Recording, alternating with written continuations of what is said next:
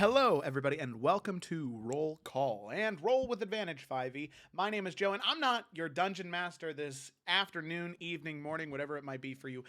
Today, I'm your host. I'm still a dungeon master, but we're talking today. We're not playing D&D. We're talking about playing D&D. You know, my second favorite thing to do with my time. So.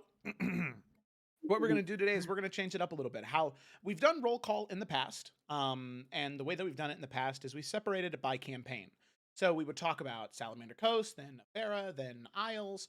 But as things are progressing in the campaigns, well, things are starting to get a little bit more complicated. And there's now been quite a bit more crossover since last time we did roll call. So this is going to work kind of like an open table. Round table, sorry. Open table. What even is that? All right. So, um, oh, damn it. You just noticed you spelled Cameron's name wrong. Yeah, I did. It's okay. Listen, Photoshop doesn't have spell check. I'm sorry. I was doing this in a rush. I had to go get Well, I mean, vaccinated. that's not an incorrect way to spell the name. It's just not how my name is spelled. Mm-hmm. And I believe me, Cameron, I'm very sorry. It's I'm okay, going Joe, I to forgive dwell you. on it for months now.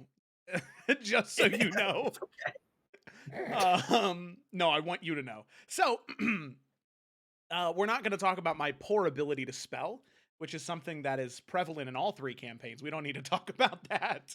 It's a theme. Instead, what we're going to talk about is it's going to work like a round table, where pretty much I'm going to present a question, and then the players, they can talk about it however they want. Some of them are going to be directed at certain players.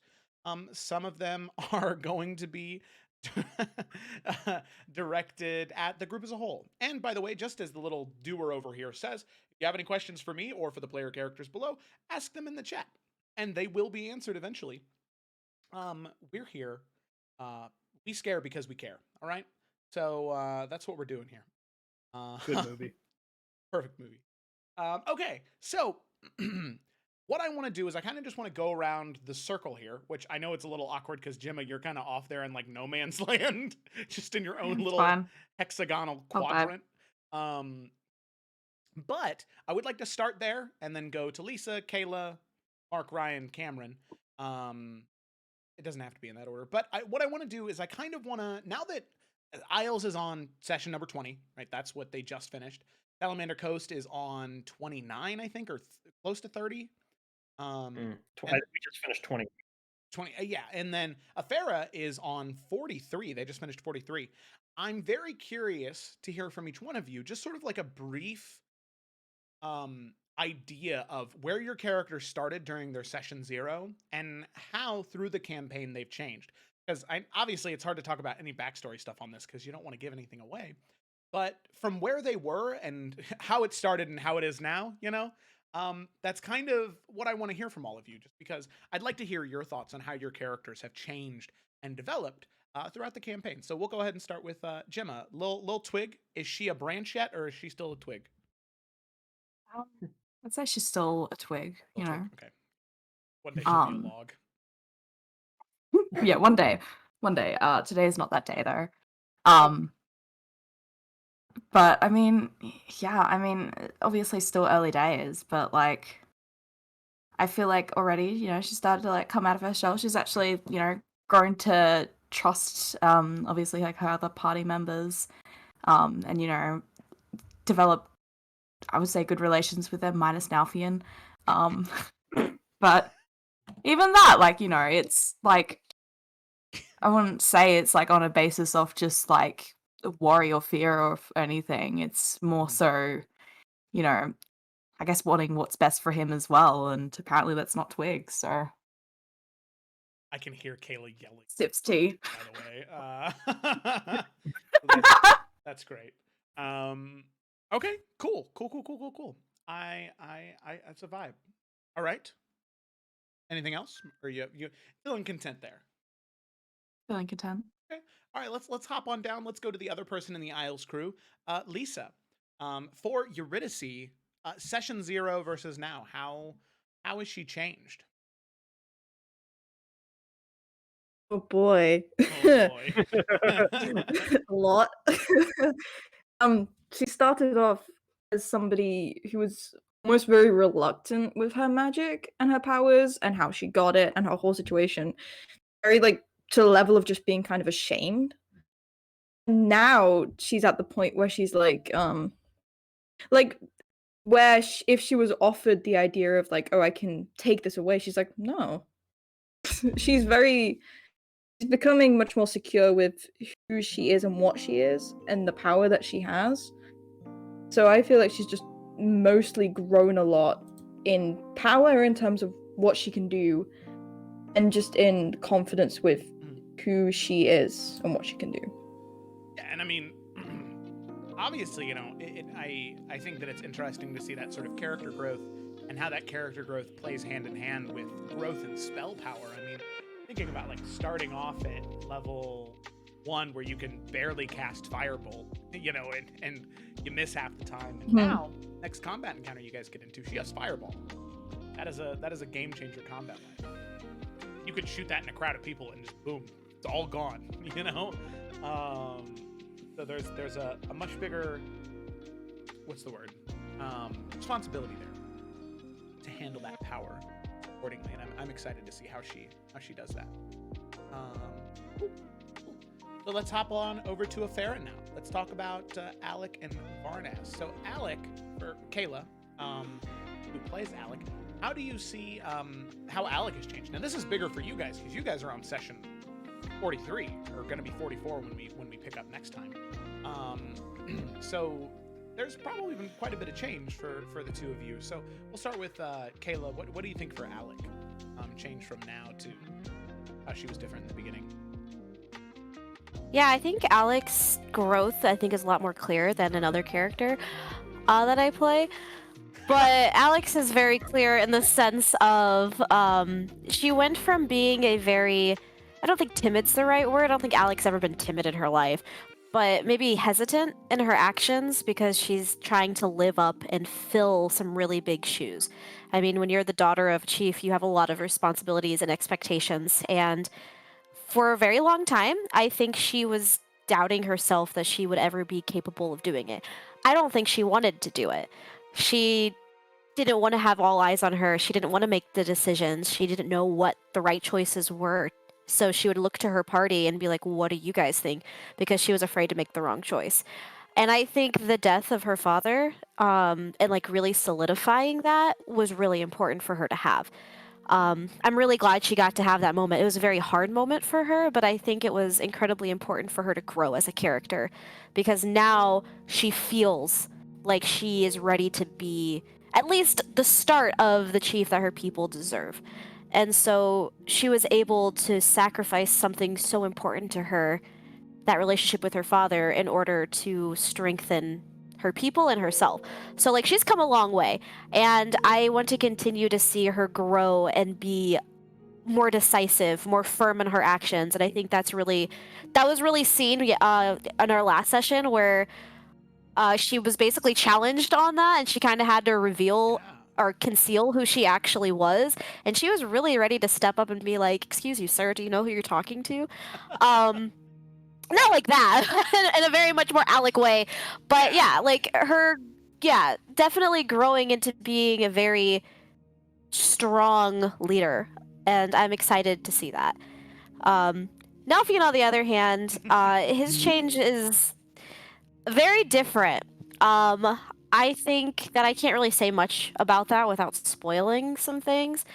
But he's definitely experiencing some relationships that he wasn't expecting, and he doesn't really like what it's making him feel and what it's making him think.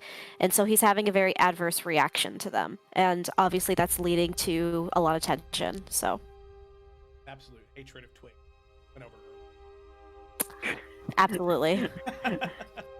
Yes. Oh, jeez. Okay, cool. All right. Now, Ryan, you are in a bit of an interesting position as, you know, as a, somebody who came to join the campaign later than everybody else. I think that it's interesting because I feel like although you joined later, I feel like Varnast has still had a lot of development in a lot of different areas. So I'm kind of curious to hear what your perspective on that is. I would agree with that. With Varnast, like, the thing is, you know, he's a bit older than everyone else in Efera, and he's very much, like, not set in his ways, but he's definitely a little stubborn in terms of just, like, the way that I've been doing this has been working for years. I'm going to keep doing it. And the thing is, he literally died in his session 0 and was brought back in order to help this party. And so a part of him was like, so they need me. There's something that I need to do that's going to help this group. And so I think he kind of took his own opinions and his desires along with his age and his experience, and he kind of felt like he kind of needed to be in charge in a way. Especially because, as the life of a sailor, I think he's seen a lot of people who wanted to just go on adventures because they thought it was fun, and they weren't prepared. And I think when he first met a lot of the people in the Efera group, he just kind of felt like, yeah, you guys are here just like, not like for kicks, but because like you feel like you should be, but that doesn't mean you're necessarily like ready for what's coming. Like you don't know the actual like risk and like the potential of like true harm here. But like as he's been going, he's been learning more about like each person and what motivates them and what they want. And so I feel like he's really been able to kind of step back and respect each of them as individuals. And I think it's led to a much better relationship between him and the party, where he realized that like he kind of not to belittle it, but he also kind of like overmeasured his own self-importance, and kind of like he said, there was something that he needed to learn from them as much as he believed there was something they needed to learn from him. And I think we're really starting to see that give and take a lot more, where, you know, he is like consulting with everyone and he's making his opinions known, and he's not like, no, we're not doing that, that's insane, you fool, what are you thinking?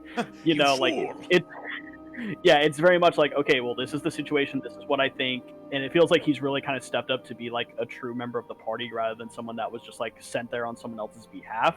And I think we've definitely seen his his love and his care for the party grow in the months that he's been with them. For sure. Sick nasty, man. Alrighty.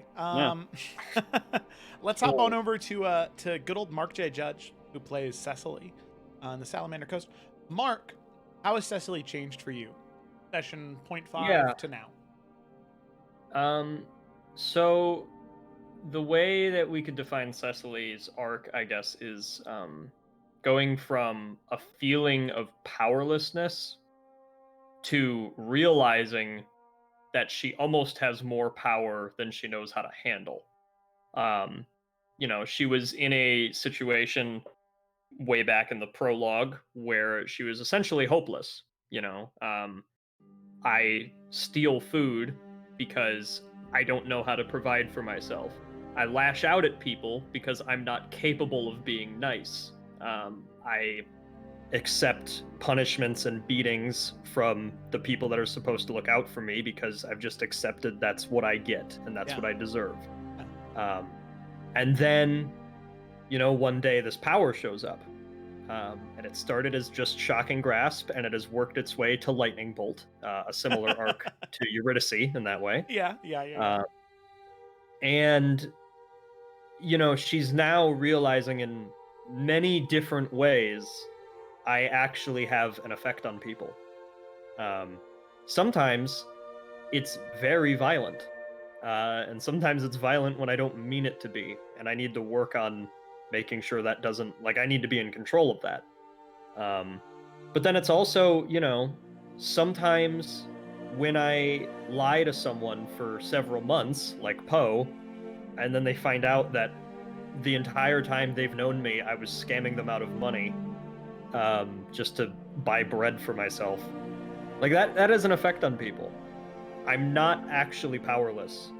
So I need to make sure that what I'm doing is having a positive effect on people, because clearly I'm not invisible. You know, there are actually people that can be affected by things I do. So it's been that sort of thing of, I think she's starting to lash out at the party less because she realizes that that's not the only power she has. There's more important things that she can do that will have a bigger effect on the people around her than just insulting them. And I really think the next like 5 sessions or so are going to hold a lot for her.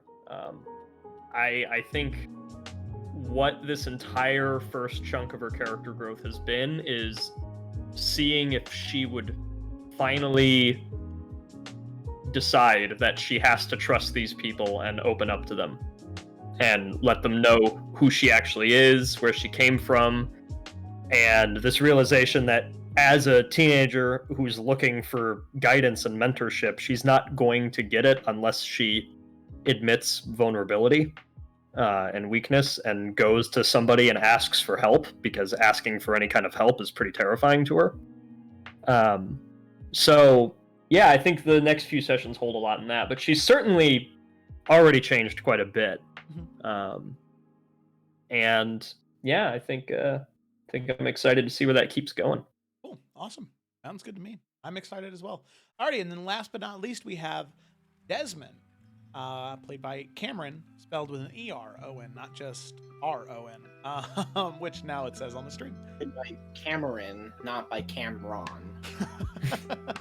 Exactly. So, yes, Cameron, Toyota Camry. What are you thinking? What are you thinking about Desmond? Well, I think there's a lot of similarities between Desmond and Cecily in a few ways.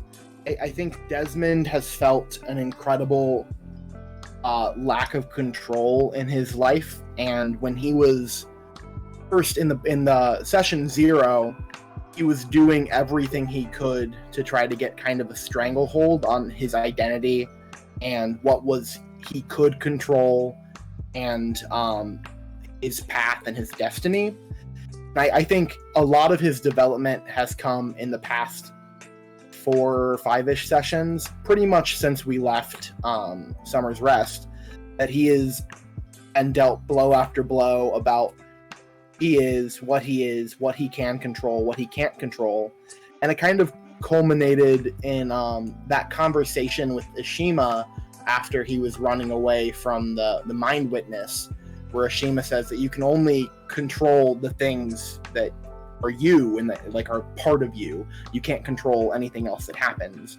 And I think that's kind of was a really important reality check that he got, because he felt so out of control, or so out of like the driver's seat in his life recently, because of his identity crises that he's been having. So I think he's very much a turbulent place, and I think it's going to be really interesting to see what he does to try to regain control over his identity and reclaim who he is. And I think he felt pretty good after the fight with Daku, and what he was able to do.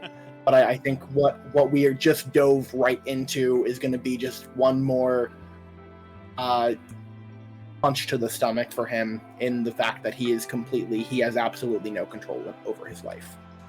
I think I'm looking forward to seeing it. Yeah, and I think one thing that's interesting there is that on his tomb it said Desmond, not Suni. So that's yeah. That's yeah, interesting. I've been thinking about that too. Like when it happened, I was like, oh, and then I've been thinking about that a lot, about the fact that that's what it said.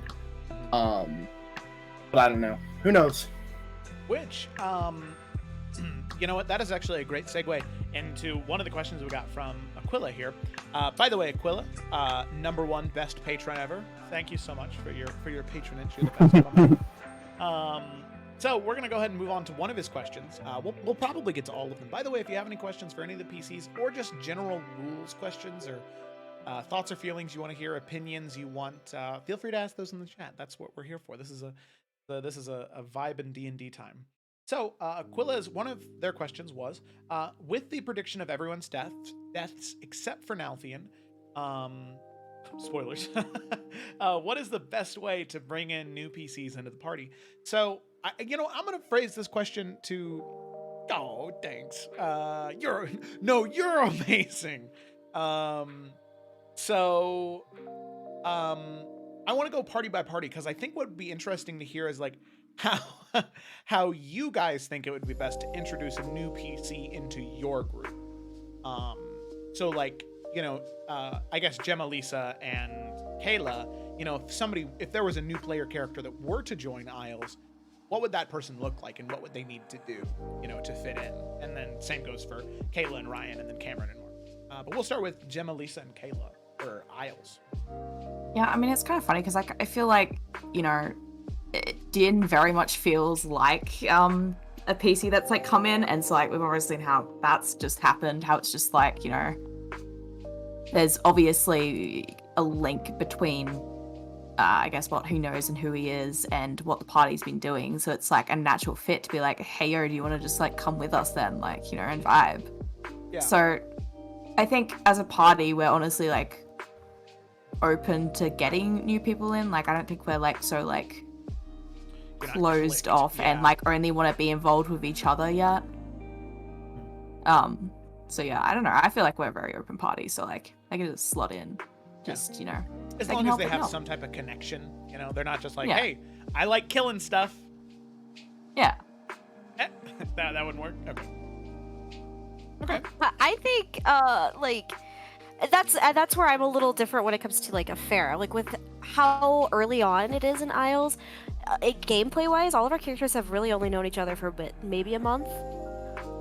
So you're right. Yeah. So like if you were to bring in, like, Din very much was that new character, and he had an immediate connection to our current quest line. You know what I mean? Like he immediately was like, I can help with this. And then you as a DM done a really good way of making a connection that he's not just an NPC for this quest now. He has been integrated fully into being an important member of the party because he's an important player to the overarching story. Yeah. So I feel like if it's going to be a new PC, like a new player, there need to be some type of integration into the overarching story, or else why would the current players keep them around? You know what I mean? Yeah.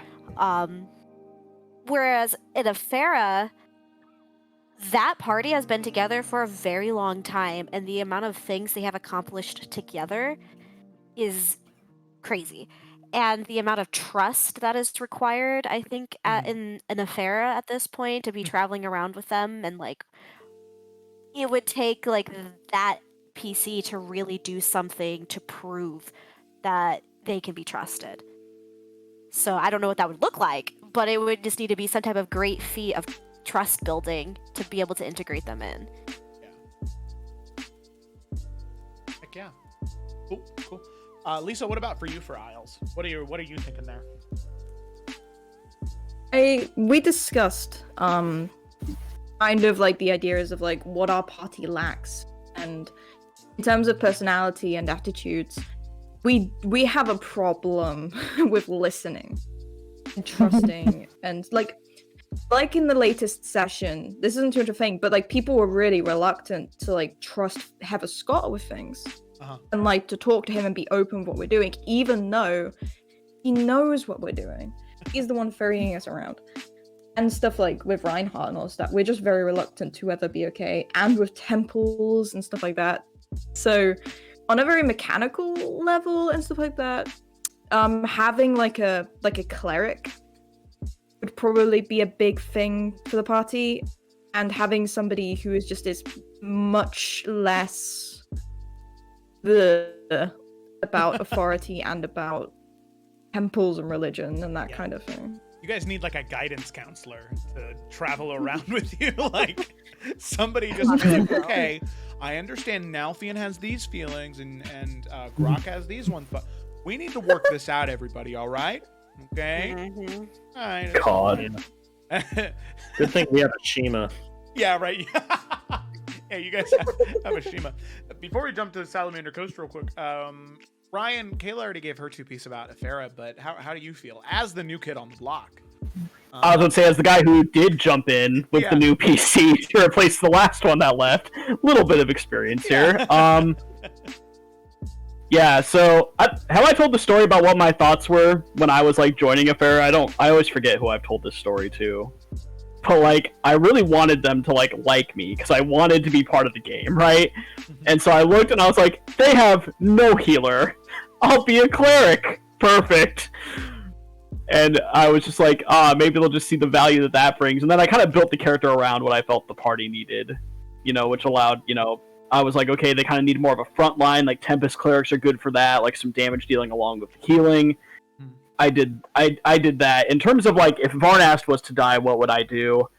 Yeah, I think Kayla said that it's very hard because you'd have to bring in someone there would have to be something big that would get the group to, at the very least, start trusting them to where they would want this person around. Because right now they have so much going against them that Literally they wouldn't just Cyrus's accept. Yeah.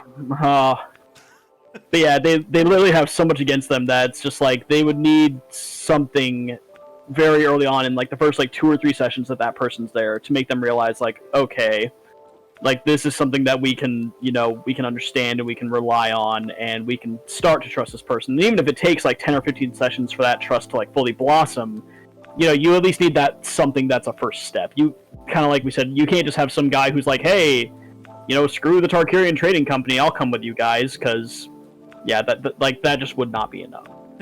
Yeah. Okay, sweet. And then finally, Cameron, Mark, what do the two of you think for somebody joining the Salamander Coast, the Runaways? All they need to be good at is running, and then it's like, you're in. Running and awaying and know what a scorpion formation is. Yeah, they have to know the scorpion formation. They have to fit in. But I will say, I will say right away, having a new PC ad almost implies that one of us has died. And the question that Akila asked also implies that. And it's like, right away, I just want to say that Cameron and I are like the most opposite people when it comes to player death. Like, for me, the mere thought of Cecily dying is like haunting. Like I am so attached to her. And there's so much that she hasn't done at this point. Like if she died next session, it would be like Firefly getting canceled. Like it's just like, fuck, that was so cool, and now it's just done. Yeah. But like, Cameron is reckless. Cameron looks for opportunities to die. Cameron wants death. It just is such an opposite to me. So I'm curious to see how that affects the view. I honestly think we'd have a very hard time. I mean, we have Keothi, but like after what just happened to us, whenever and however we get back to normal, after we get this future prophecy omen thing from old Nalfian somehow, I don't know about y'all, but like I think it's gonna be pretty hard to want to trust anyone but each other with the information that we've just been given. Plus, added on to the fact that Daku told us that there was 5 people so far in the campaign that were like agents of the Dark One slowly pushing us in this direction, that we just never noticed. So it's like, how does someone approach and be like, I want to join? Like I can't imagine it, at this point. I mean, we've already made that mistake with Luthien. Now it's just like, I don't know. I have no idea how that would work out. So I do not envy whoever needs to do that if it ever happens. Yeah, you guys just can't die. That's the thing. It's like player characters in Salamander Coast just can't die. I'm good with that plan. That's the solution. Yep. All right, Mr. Reckless, Cameron, what do you think? What does that look like? Yeah, I think we as a party have just developed trust issues over the past 48 hours. Because I think before we went into the depths of this cave, we were open to trusting Keothi, we were open to trusting all of the members of the Brotherhood that we had met. We trusted Spook, we trusted Hubert, we've trusted Rose. For pretty much, we've been pretty open to allowing people to help us for the most part, with a couple of exceptions. But I think everything that happened It's going to take a lot to get anybody to be put into the group, especially if somebody did die. Yeah. Because I think our two most outwardly trusting people were Ashima and Poe. Poe is no longer an outwardly trusting person, I don't think. Wanting to push Luthien into the abyss was something. Yeah. But I, like Mark said, I do generally have a different. I wouldn't say a different view because if Desmond died, I would be upset. And if any of my characters died, I would be upset. But for some reason, it's like the same feeling in the back of my mind. That's like, I don't know. There's just like a little feeling of like, yeah, but your character could die and it would be really cool. And I don't know why my brain does that. But it did it with Franzi, it did it with Cario, it did it with Father Fronheim, and I succeeded in getting Father Fronheim to die, kind of. Yeah. Yeah, kind of. Even then, I didn't give it to you all the way. I just like, nope, can't let Cameron die.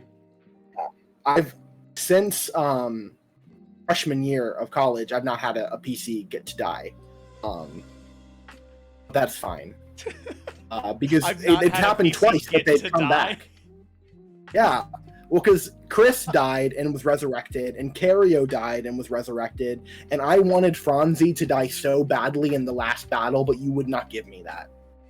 I got like a crushed leg, I'm pretty sure, and that's the most I got. Yeah, peg leg.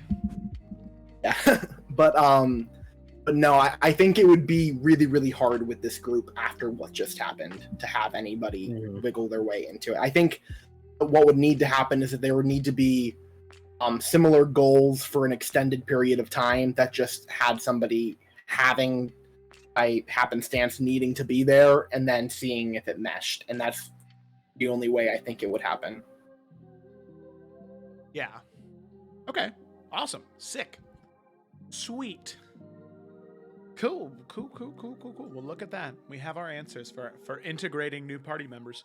Let's do an easy one here real quick. Also from Aquila. This is easy. If you could have a celebrity play in a one-shot, like any celebrity play in a one-shot, like it's with your group of players for your campaign, any celebrity you want, who dat? We'll start at the back of the line here with Cameron. We finish with you. We're picking up with you. Celebrity to play in. Alive or dead? It's in a heartbeat. Alive or dead?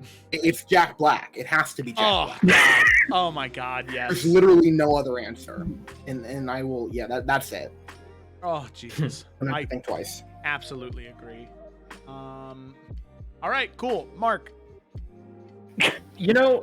My gut instinct is Willem Dafoe. It just something about he seems like such a kind, gentle man, and like I just feel like even if he didn't know what was going on, he'd be like, I have a high strength score, I can lift that. Like he would just be trying to help as much as he can. It'd be a lot of fun. I think that it'd be extra fun because I don't know if you that image of him like looking at Eggos or whatever, it's like holding Eggos. Yeah, like that's so how I happy. imagine. That's how I imagine him here. I'm actually gonna real quick pull up a tab of Chrome. Gonna pull it up. Yeah, it's a really good photo. I have to get it on the stream here. There we go. All right. Minimize that. All right, Mark. Sorry, I'm gonna cover up your head a little bit. That's all right. All right. You may cover me with Willem Dafoe at any time. You ask for pure chaos. Okay, so first off, I think I know what version of Jack Black Cameron wants to play in his game. It's Jack Black. Oh yeah, I know the that one. Black shirt. Oh man. Oh, well, actually, you know what? I want this Jack Black to play in our game. There we go. With his like puma at the premiere of The Hobbit. That's pretty good. As Panther. What a man Jack. Oh, look at that outfit. Oh my goodness. I could just look at images It's of funny Jack. because like we, as the stream, like we won't see this until like after it's passed, so we have like no idea what image you're looking at right now. You know what's funny though? He said the one with the puma at the premiere of The Hobbit, and I knew which one it was. Here, just so you guys can get a better idea, I'll share my screen. Follow you. There you go. Jeez. That way you can see it a little bit clearer. Okay, so we have that Jack Black, and then we have Ego, Willem Dafoe.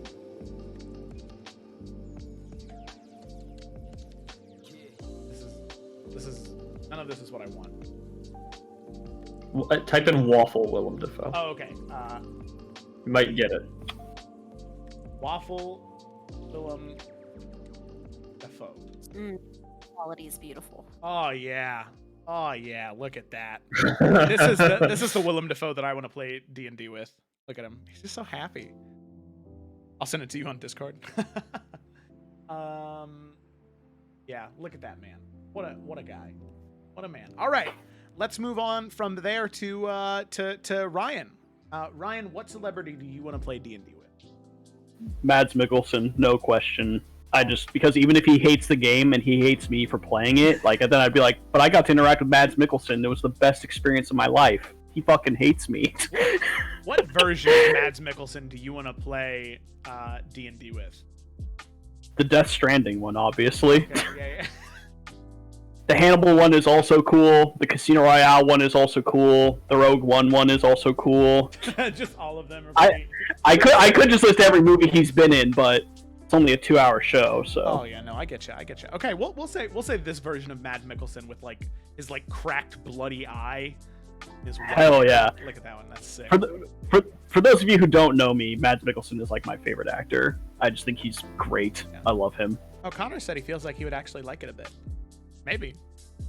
Yeah, I mean, I'm not saying he wouldn't like it. I'm just saying even if he hated it, I'd be like, oh my god, I got to play with Mads Mikkelsen.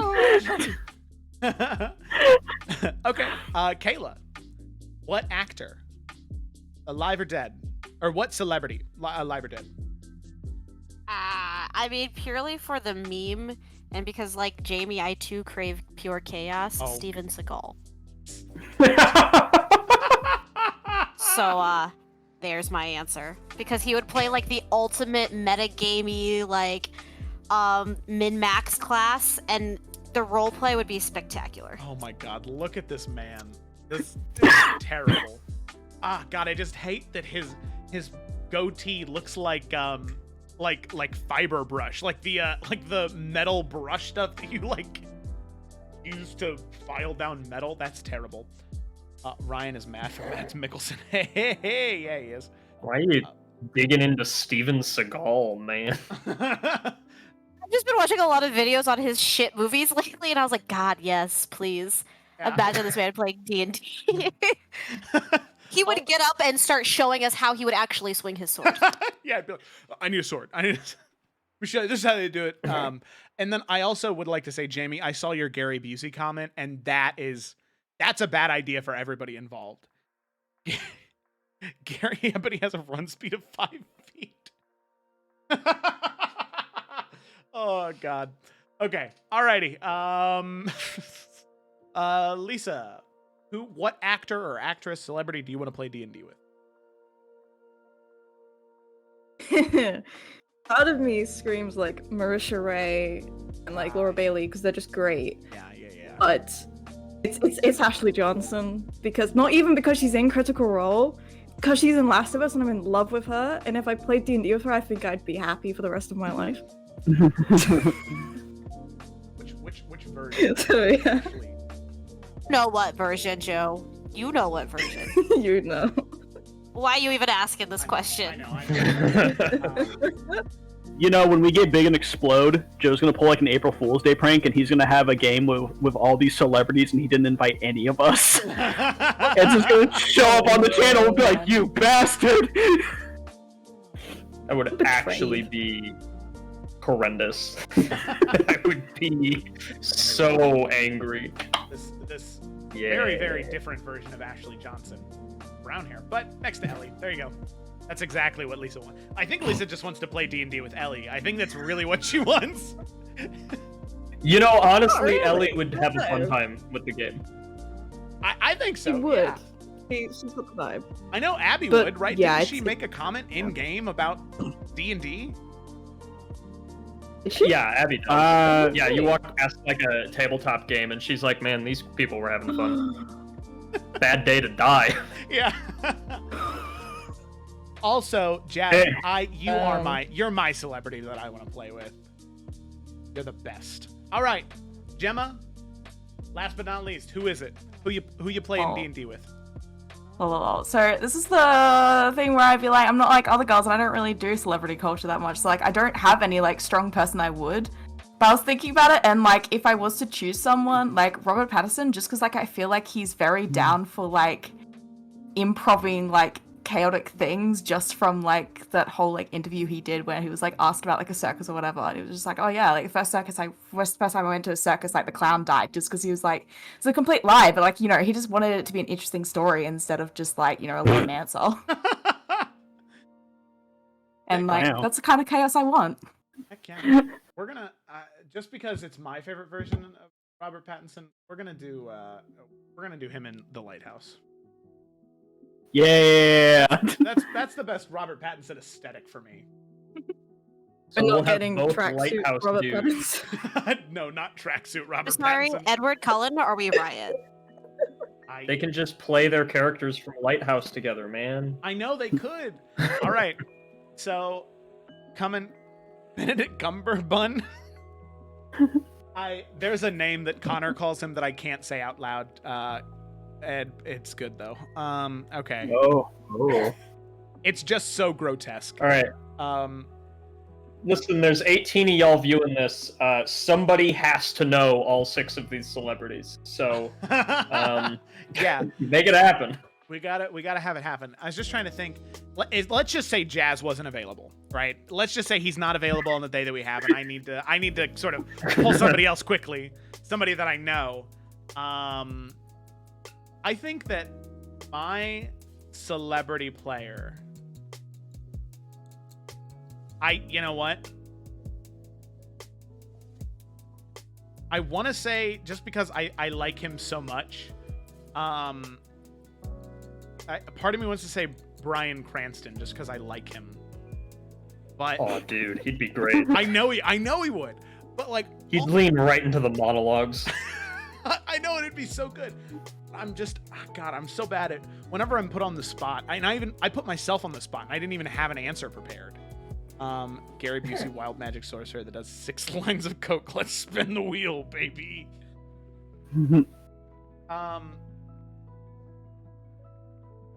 God, actually, you know what? I would want to play with Donald Glover.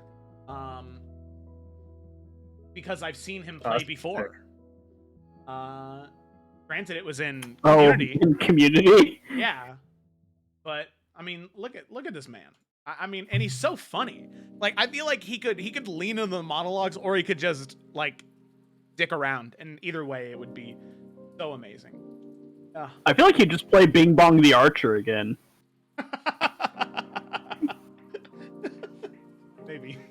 All right, so we got Donald Glover, we got Robert Pattinson, we got Ashley Johnson, we got Steven Seagal, we got Mads Mikkelsen, Willem Dafoe, and Jack Black. Oh my goodness! What I want to see what this game is. Guest DM Benedict Cumberbatch. Yep, there we go. Bird up. Oh my God, Eric What's the most chaotic D&D table? Benedict Cumberbatch is the DM because you need to have some stability. Eric Andre, Gary Busey, Steven Seagal, Tommy Wiseau, and Neil Breen. Those are the people. That's the table. God. I want to die. What have we done? Connor says guest DM Giancarlo Esposito, which would also be very good. I don't know who that is. That's Gus, dude. Oh my God, that needs to be him. Yeah, actually, you want to talk about somebody to wrangle a room together? Oh, Such a commanding DM. goodness. You're going to do this right now. All right. Jeez, I'll roll my... Initiative. You're going to roll a death save. Okay. All right. I'm not even down. I still have 8. You're going to roll it. Okay. Okay. I'm sorry. I'll die now. It's fine. Would Neil deGrasse Tyson be a good fit? Would he? Oh, he'd be good. I think he'd be good. I think that he would much rather be playing like a sci-fi game because, like, I feel like he'd want an answer to everything. Like, he would definitely be that type of player where I'm like, yeah. So you get to the city and you can see that the city is like lifted out of the ocean, and it's there are these giant crystals on the bottom of it that seem to be propelling it. And he'd be like, yeah, but how? And I'd be like, magic. How does magic work? Well, Shut up, nerd!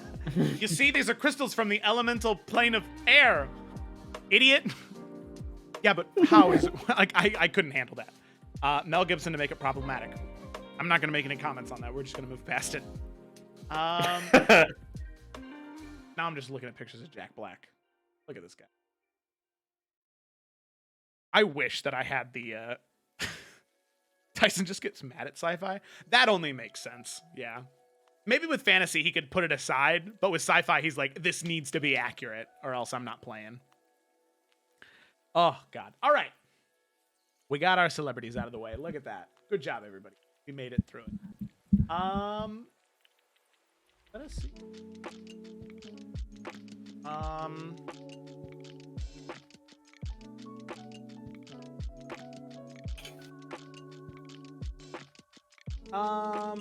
Oh, okay. Here's a fun one. Also from Aquila, best patron. Thank you. If you had to play a different character in the campaigns, who would you play? This could be either a PC or an NPC. So if you just had to drop Twig, you had to drop Eurydice, you had to drop Alec, Varnast, Cecily, and Desmond, and you had to pick up somebody else's character sheet or an NPC card, who would it be? Go wild. Somebody go. Who's going Heather first? Scott, 100%. Heather Scott. Damn. Fucking Yeah, that's a give good me. pick. I would love. He is pretty sick, yeah. He's got a yeah, you'd have that. You'd be a level 6 fighter. That'd be pretty dope. Oh yeah, upgrades, people, upgrades. Or level 8. I forget which one it was. Not that it matters. There's only one person I could possibly pick. Oh, sorry, were you not done, Gemma? No, I'm good, man. Okay. I would obviously be Captain Darrow, the true hero of the Salamander Coast campaign. Oh. There's literally no other options. You think you're fucking funny, Ryan? I think I'm pretty funny. Oh, good night, Aquila. Thank you for the questions. We will keep answering them. I got one. You got one. What is it? Obviously Emerald. Like, I would want to know the ins and out of everything that's going on. It's the ultimate fucking power gamer. I'm the one fucking up all 3 campaigns, so why not play it and play it the way I want to do it, you know? So That checks out. Oh my god. That is, I think, the most correct answer. I think I would play as Master Ashima. Oh. And then return to the party and silently communicate to Connor's Ashima that I need to be here to help them with something, and then be forced to roleplay a character that never speaks. I really like that Connor, whenever he creates PCs, any NPCs in his backgrounds, there's always one that's just a challenge for me to overcome. Like, like when he played He gave you that one who just spoke in grunts and growls and like broken English. Great. Yep. Oh man. All right. We got Cameron and we got Lisa. What are you thinking? You could play any PC or NPC in any of the campaigns. Who would it be? I have an NPC and a PC, so I want to play Sigrun. She's like the bodyguard. Yeah. Yeah, hell yeah, man. She's like. Can you imagine the shit she's seen? She's badass, man. She's like a level 19 fighter. She's great. So badass. Yeah. And like all the shit she's seen without having to like be the bad guy is fucking great. So I'd play her, and then as a PC, I feel like I'd have the most fun playing Cecily, because she seems like so kind of free in a way, whereas like as Eurydice, I'm always trying to be nice to people and trying to make sure people like me and like feel like they can talk and be persuaded. Whereas if I'm Cecily, I should be like, oh fuck you. I can just be mean, and it's so in character. It is very therapeutic, I'm not gonna lie. Yeah. All right. Cameron, what it do? Who is it? What it do? I think for a PC, it would be a toss-up between Malthian and Cyrus. I miss playing as a charismatic sorcerer tiefling. First of all, and also I don't know. Malthian is so cool to me. And I've been watching through and catching up on Isles. Malthian is just a badass, and he's so cool. And just like I would love to play a character with that type of attitude.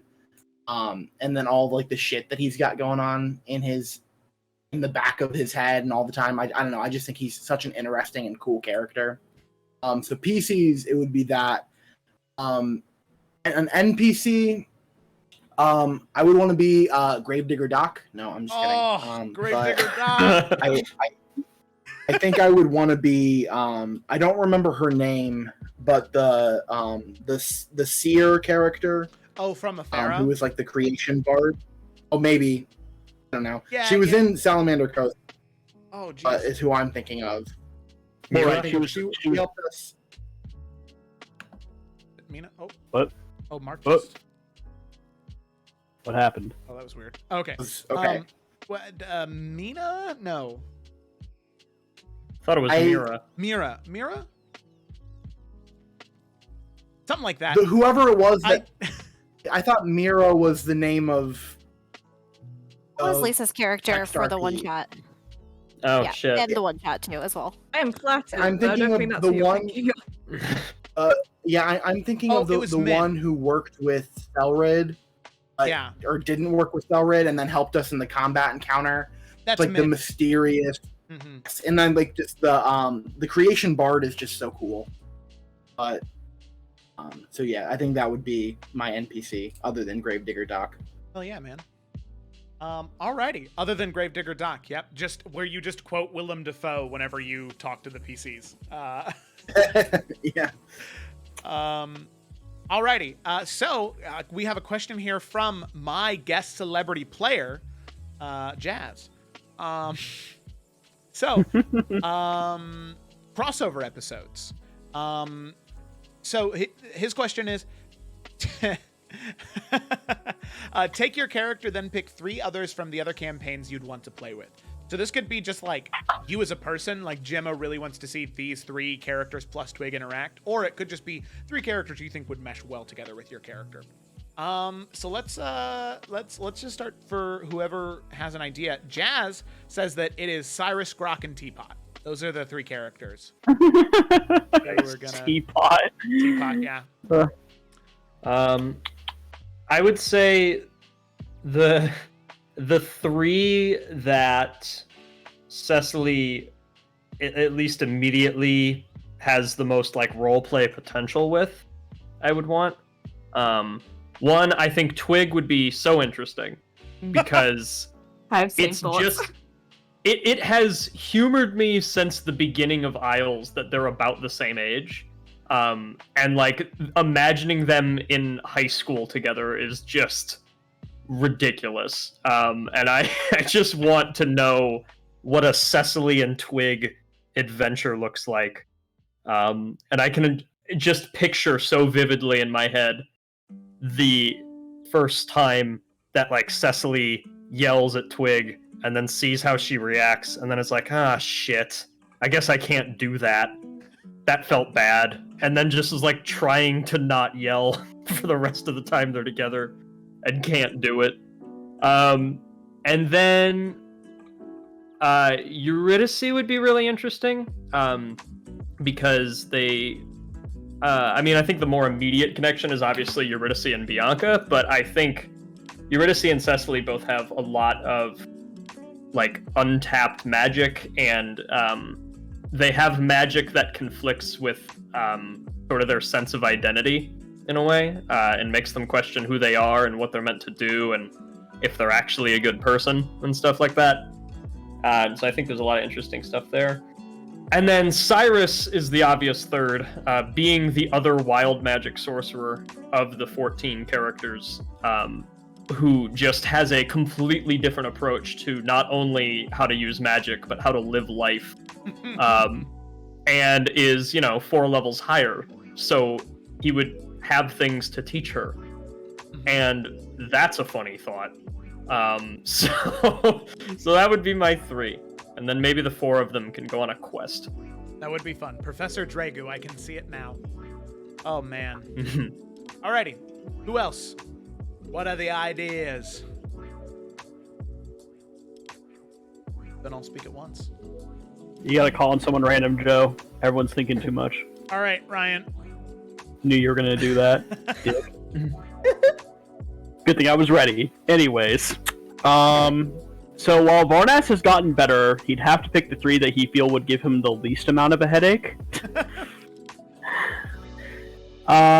So Cecily, Alfian, and Desmond, I'm pretty sure is what the answer is. Oh my god.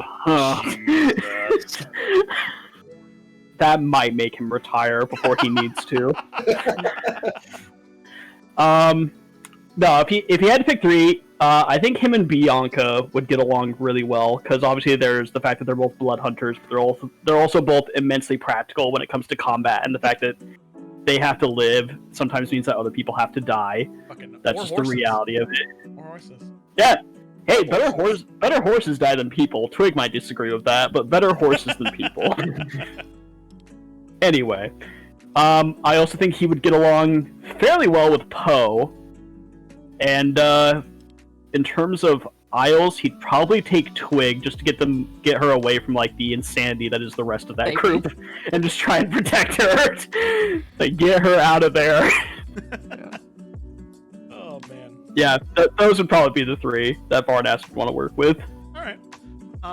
Yeah, I mean, just because like apparently I have the exact same ideas as literally everyone else. Like, for me, like Cecily, like obvious choice because like they're so similar yet so different. But like I was also gonna say like maybe Varnas because like I feel like Twig would vibe with like how just like, how just like level-headed and just like not doing chaotic shit like Nalfian and Grok. Like I think she'd appreciate having someone like that around. Either that or Ashima because like I feel like Ashima would just be interesting to talk to, honestly. But other than that, then like I feel like Alec, like she'd be intimidated to like all shit, but like I feel like they could really vibe together. Oh yeah, because they're a lot closer in character than a lot of the other party members, because they're really the only 2 that really have this like embrace of nature. I'm trying to think of other party members that might have that, but nobody to their extent. Yeah, because I agree. Because I was about to say the same thing. Because like that would be Alex 3 would be Twig and Ashima. Like I feel like those 3 could really vibe, and just Alex type of vibe is a little different. But like they could really vibe and talk about stuff that I just feel like, I don't know, the nature aspect and just kind of like the philosophy of everything. I feel like all 3 of them really mesh well together. No, I agree. Okay. That means we have Lisa and Cameron. What do you 2 think? Who were your top 3 fantasy football picks?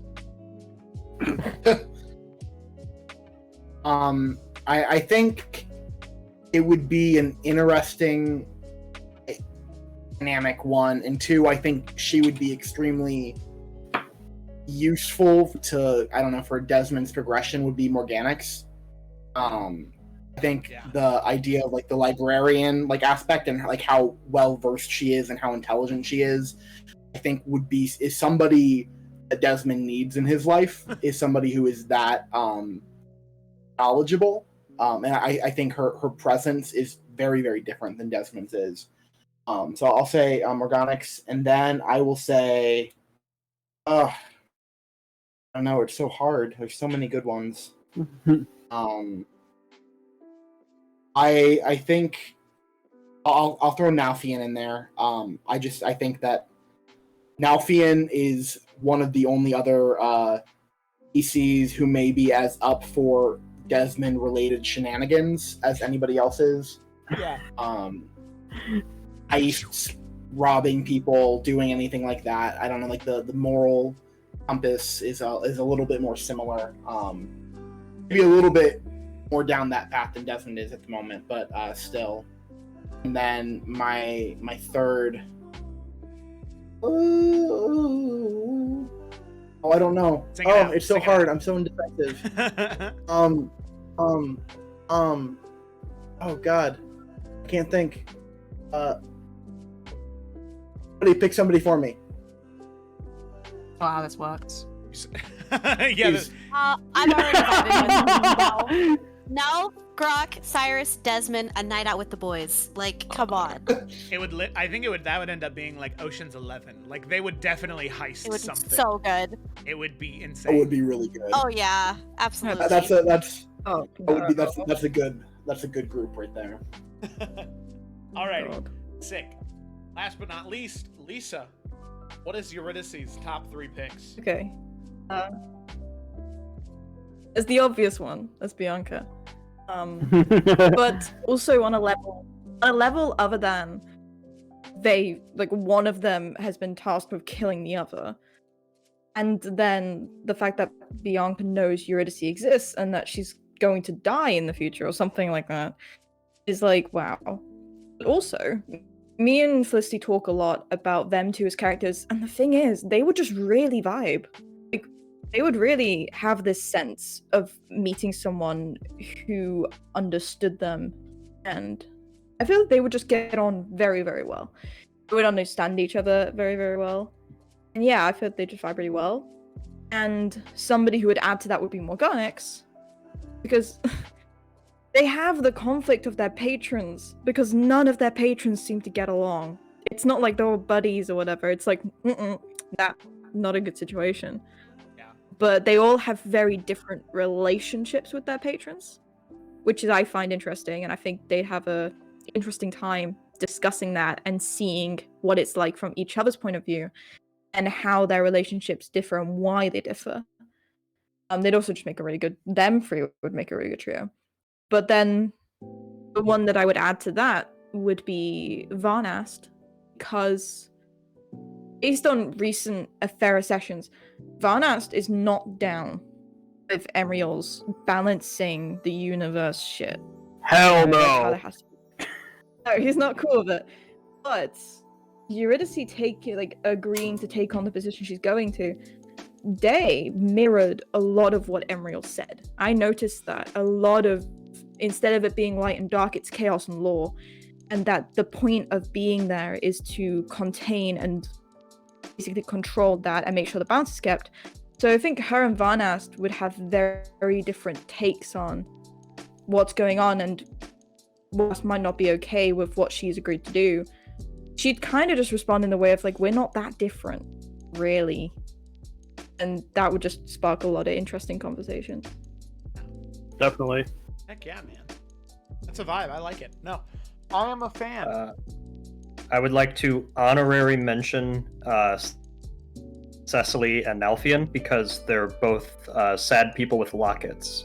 And I think they would actually get along pretty well once they realize that. Yes. You know, like they both see each other with their locket and they're like, hey. Yeah. That's so great. As an honorable mention, I would like to say I think 3 that I would love to see just absolutely slaughter everybody that comes into contact with them. I'd love to see Poe, Alec, and Varnast just tear through shit. I think that would be so funny. Oh my god. Wait. I want to see Alec and Grok arm wrestle. That's what I want. That's really good. I think by strength score alone, Grok would win, but then Alec would start to rage, and then it would be over. I want to see Ashima try to teach some sort of lesson to Sayla and Grok. Oh my ultimate God. test as a teacher. That's just what it's like being a high school teacher. Those are your students. Sayla. Sayla and Grok. For every 12 Gee. Sayla and 12 Grok you have one, like, twig. Like Varnast. And one Poe. And one Poe, It's so true. Oh, man. But then All right. Poe drops out of classes. Struggle. Yeah, he leaves. He And then leaves! he comes back and he's missing an arm. And he's like, I have one arm now, but it's one arm that I'm gonna do math with. I'm back. that I'm gonna do math with. Yeah, man. Amazing. Prioritizing school. Amazing. All right. Where else are we going here? All right, here's one. This was kind of in a message I sent you guys the other day. By the way, Ashima would use pictures to teach Grok and Bela. That's what Connor said. All right. Here's an easy one, which all of you have already been asked this in your feedback things. What has been the best part of the campaigns for you so far? This could be a moment from probably playing, but if it happens to be, ooh, that's a good one after this one. If it happens to be from just a moment outside of the game too, that's fine. But just from being a part of the campaigns, playing the campaigns, what's been your favorite part so far? I would like to go first. Do it, Ryan. Eh. Go. Can I do one in and one out by chance? No. Okay. Yes. You can. So I'm gonna give the very cliche answer, but I mean honestly, it's like meeting all of you guys. Like it baffles me that like I almost, and I know I say this all the time, but like it baffles me that I almost didn't get to be a part of this, you know? Because now I'm like, man, if I didn't talk to like Joe or Kayla or Lisa or Gemma or Jamie or like any of you guys on like a near daily basis, I'd be like super sad, you know? Like I think I've grown like close with all of you, and so just like, you know, the game's great, but just like no matter what happens in the future, like the fact that I can count all of you guys as like, you know, my friends, like that means a lot to me. And you know, that will be like no matter what legendary artifact you give Varnast, like that's the best thing I got out of this campaign, you know? Oh, I'm a magic item.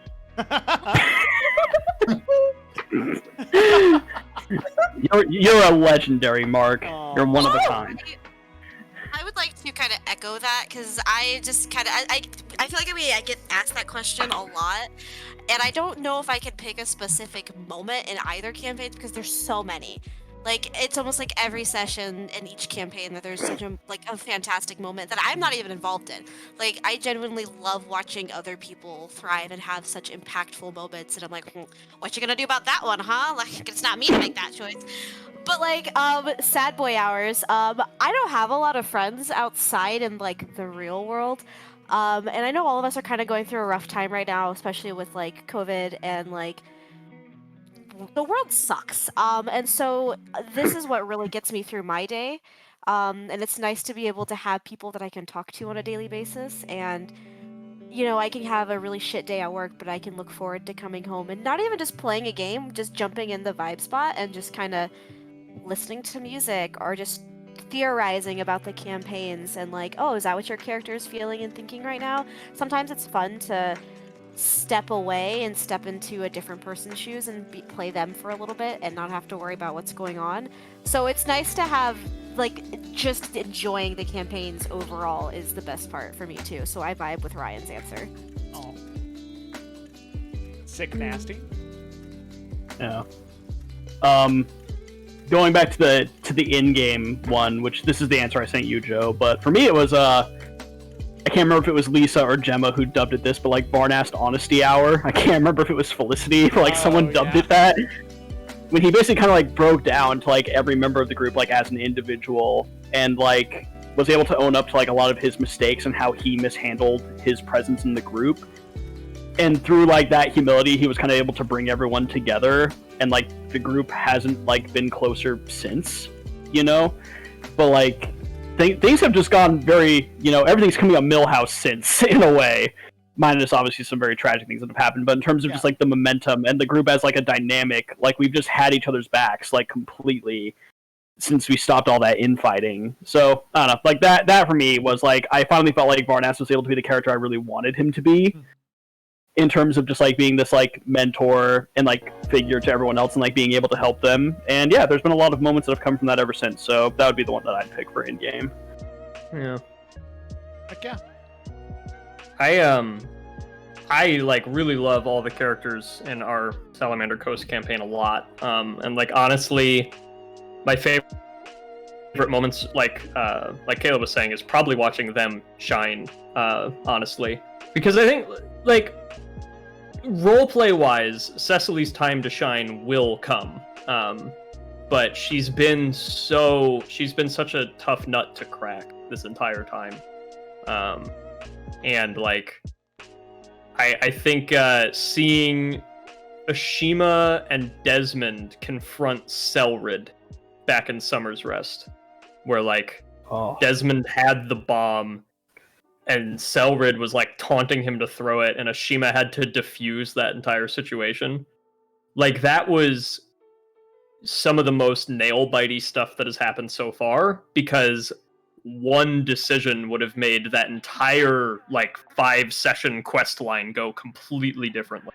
And we were just waiting to see, and it's like one of the most interesting things about D&D to me, because it's like obviously both Connor and Cameron knew that, but they're also playing their characters, and our thing for all of us, I would assume, as like very story and narrative focused players in this game, is like, what would my character actually do, even if it's not the most beneficial thing to do right now? And so was sitting there for like 5 minutes like, Cameron, please don't, no. But like I knew Desmond could, and that would be a very reasonable decision for Desmond to make. So there was that. And then I would say for Cecily, though, too, like that conversation with Poe was really like inspiring and relieving for me. Because by that same token, it's like, I created a challenge for both myself and for you, Joe, when I made Cecily, which was that, like, here is a character that is not going to open up to this party and be nice to people until life circumstances force her to. And I've tried to walk this entire campaign that line of like, I never want to slow down momentum. I never want to be a dick, hog the spotlight, insult people for no reason. But I also can't cross the line into her being too nice or too accepting for no real reason, because then what was the point, Like all of that time and build-up just goes away. And I think that conversation with Poe was a really, really big turning point for both of the characters, because I know Evan and I have talked about that moment a lot, and what can come from it. And like, I think for me, that was the moment where it was like, I can do this, Like, I can take this girl through the arc that I wanted to take her through without ever getting cheap or just like breaking the immersion and kind of soiling her truth. I can actually make this happen, and there is a way for this character to believably start opening up to people. And so that's been a really, really big thing. Heck yeah. Awesome. I have very much enjoyed seeing that happen as well, and it was something, in all honesty, and I think I've said this before, that I was also nervous, but it's really paid off, truly, and it will continue to do so. All right, she's gonna cry soon. It's gonna happen. Yeah, it's coming. I honestly, Cecily and I have a lot in common, and one of the things we do have in common is that there's this idea that if you open up too much, you're just going to start crying and not stop. And so like she's been avoiding it for so long, but it's getting to the point where like it's going to have to happen soon. I'm excited to see how that plays out. Ooh. Alrighty. We got Lisa, Cameron, Gemma. What do you guys think? Best moment so far? Okay. Best moment in character, I'm gonna say was the conversation with Day where she kind of snapped him, because it was a turning point in terms of their relationship becoming very negative, and it defined a lot of her, because that's also the conversation where she agreed to have somebody killed. Like, it showed a lot to her, and a lot that conflicts with what she presents to everyone, that Day was like, okay, you let this person die, you think it and they die, and I'll tell you this bit of information about yourself, and I'll reveal all these things that are completely new and just groundbreaking to who you think you are. That was just huge. And then as well, the whole reveal of Bianca and whatever, like, I knew the moment you said Eason, I was like, motherfucker. Like, no, because I was like a huge fan of Salamander Coast, and I still am, and I was like watching it from the first session, and I was like, it's so cool. And then, like, I don't want to kill any of them. Well, that was very like, oh no. And then out of character, there is this entirely like insane amount of new friends and people that I connect with. That really, really helped me out. Because for like with the pandemic, we can't go and see people. I couldn't go out and see people, couldn't go to college. I wasn't meeting anyone. And then as well, like, obviously I had a long period of time where I couldn't go anywhere because I was ill. And I don't know how I would have done any of that without a lot of people on here supporting me. And another thing that I found very unexpected was that I challenged myself to play a charismatic character because I'm not very charismatic. But I really feel like since I play Eurydice and I'm forced to kind of be better at social interactions, it's made me better at social interactions. Which is wild for a D&D game, but I actually feel more confident now. And D&D will do that. I mean, that's one of the reasons why I love it so much, is because it's such a good tool and a learning device for things that you might not be good at, and learning how to be good at them. You know, when you're kind of thrown into the fire, you gotta sink or swim, as they say when you're thrown into fire.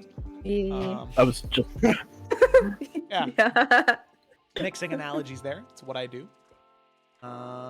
It's no skin off my teeth. Terrible. All right. Awesome. Anything else? You. Nope. Cameron, Gemma?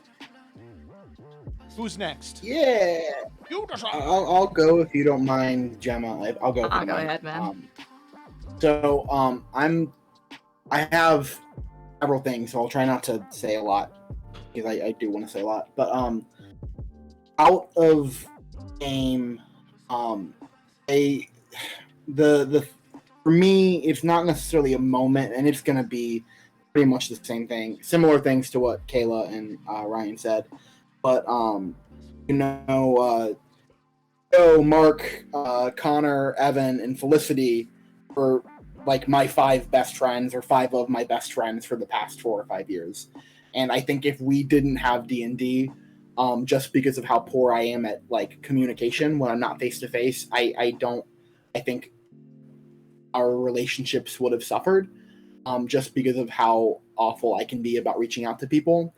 And so if we did not have this game and this community, I don't know where I would be, because you guys are my best friends and my brothers and sisters, and I love you all so much. I don't know how I could. It's just the best thing to have something to look forward to with your best friends every week. There's that.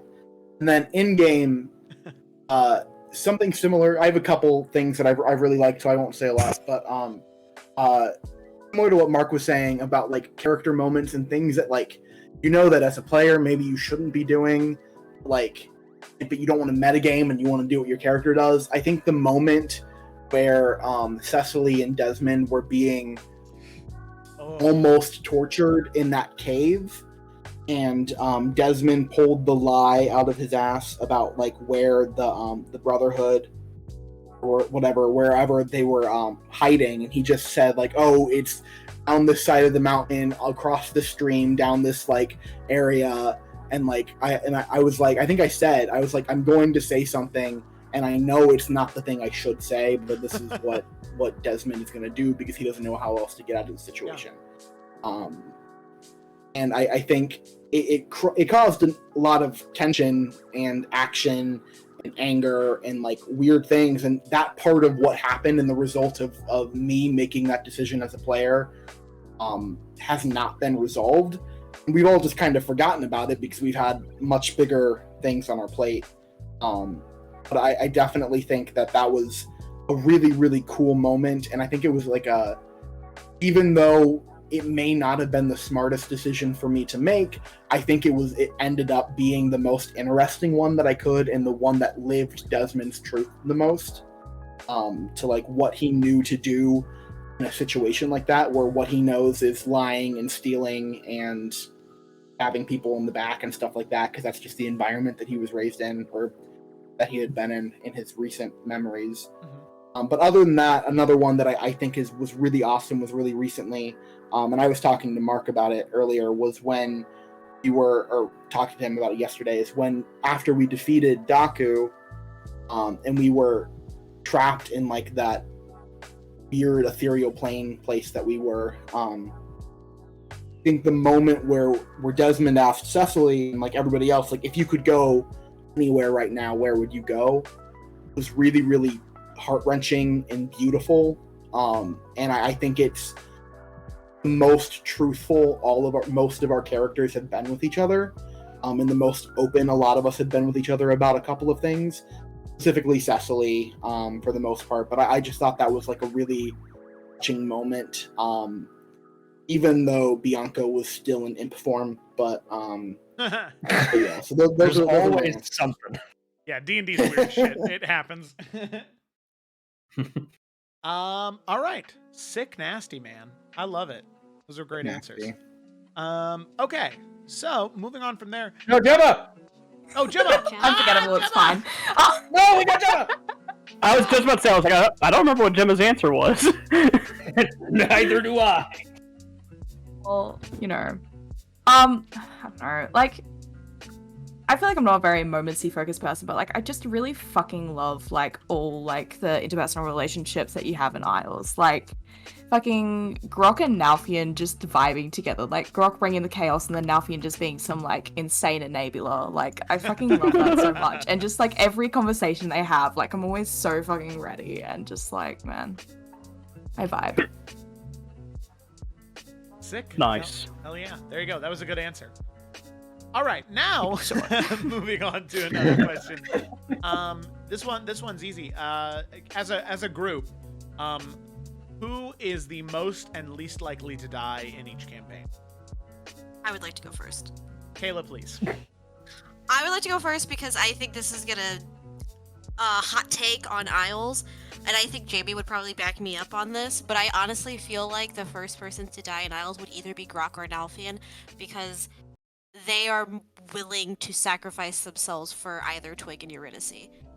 Like, they would go to the ends of the earth for either of them, and to see something go wrong, like, if it's a matter of them versus the boys, like, they would immediately be like, alright, well, guess I'm dying now, catch y'all later. So I really feel like that's, I don't know if that's a hot take, but I feel like that's the truth. Like, they're not gonna let anything happen to Twig or Eurydice. In Efera, I think that's harder. I think Alec has the most survivability because she is a barbarian, and because her like subclass and like a lot of what she's been through. But then again, you know, Morganix she's got some higher up connections, so I don't think Malkenthan's gonna let her go that easy unless it's by her hand, you know. So the first to die, I think by accident, would be Cyrus because he'd blow himself up or something. Accurate. But I don't know. Maybe Sayla, just because she could be in the wrong place at the wrong time, you know. So. Yeah. That's fascinating, because I would 100% disagree with what you just said. Oh, well, Hey, you go go for it. before me then. You got opinions, boy. Yeah, so I mean, both from a story and from a game point of view, I think Varnast is the most likely to die. At the very least, when I say that, I mean he's the most likely to stay dead. Because Varnast can actually save other people from dying. If he dies, he cannot save himself. True. And along with that, you know, I think the last episode kind of made it clear that, like, for him, the fight never ends. Like, he's just going to keep going, and he's committed to seeing what he feels needs to be done to whatever end that leads him down. So, you know, and along with him being kind of like the oldest one in Efera, I think if anyone had to fall on the sword for the group, it would without a doubt be him. I think Cyrus has the most likely chance of surviving because he is, as we've learned, when Cyrus wants to get away from a problem, boy, can he cause a headache for those people. Like, if we didn't have people who were literally able to scry and be like, wow, well, this is where he is, like, right now, never would have caught him. Never would have caught him. He can polymorph himself into a bird and fly away. He can dimension door, like, 300 feet away. Like, yeah, I think Cyrus would be the hardest one to kill. Just because of all those escape methods, I think he would just find a way to get away. Yeah, extra crafty. Truly. All right. Yeah, Right, so... which is why I think it'd be an accident if he does die. Like, you know what I mean? Like, yeah. Oh, yeah, it would be his chaos magic doing something to him. Like, but yeah. Your chaos magic casts disintegrate on you. Jesus. Oh, man. But yeah. Gemma, Lisa, Isles. Yeah, no, I like vibe with what Kayla was saying. Like, 100% would be if like the choice was given now for Grok. But I feel just like, you know, if it was like, you know, if it was like a life death thing, like you're probably not gonna have like that option and like control over like who's gonna be the one to die. So like, in a sacrificial way, like yeah, I feel like they'd be the two, but like in just a practical and I guess mechanical sense, like I feel like it's definitely Twig who's most likely to die, because yeah. But then again, like I feel like Eurydice is like very keen to always be like frontlining herself, even though she really should stay back. So like the amount of times where she's like got herself like taking the damage when she really shouldn't or doesn't need to be, like I feel like I'm sorry. do that in the wrong place at the wrong time and you're dead. Am I wrong? Are you gonna tell me I'm wrong? Right. Right. Okay. So, Yes. least likely to die. Least likely to die for me is Twig, because Twig, like in a mechanical way, looking at how the fights go, Twig tends to be the one furthest back and is usually kind of okay. And as well, everybody else, like as well, has these kind of connections going on. Like you've got Grok with like Davy Jones, Eurydice with Day, and then Nalfion's got some weird time shit going on. We're not even going to touch that. But whilst Twig is the least protected by other things, everyone in the group would drop everything to protect her. I think she's the least likely to die. But in terms of most likely to die, Rock and Nalfion are always up there, always doing shit and always being risky. But Eurydice is also always going down and like... But then, it's a lot. It's a lot. There's a lot of different ways. That's the only reason it happens so Yeah, often. thank you. Yeah. Yeah. I don't know. I think in like we know Nalfion's not the one that's gonna fucking die.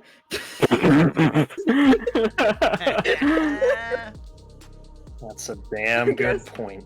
I guess if we're talking end campaign, I'm gonna go with Grok because he seems to be doing quite well with paying off his debt, and he's very upfront, and as well just he's older as well, and for like a hobgoblin and stuff, and I think it makes the most sense for him to be the one that probably ends up dying out of the Isles group at the end. Because Varnast will kill him. Nalfion won't let that shit happen. Good luck. Oh, Will no. Alec let Nalfion not let that happen? Oh god. Yeah, What if- Uno reverse, Kayla. Turn your characters against each other. God. Remember, What if we have to have those Civil 13 War before graves? we have Infinity War. Exactly. Nah, man. Yeah.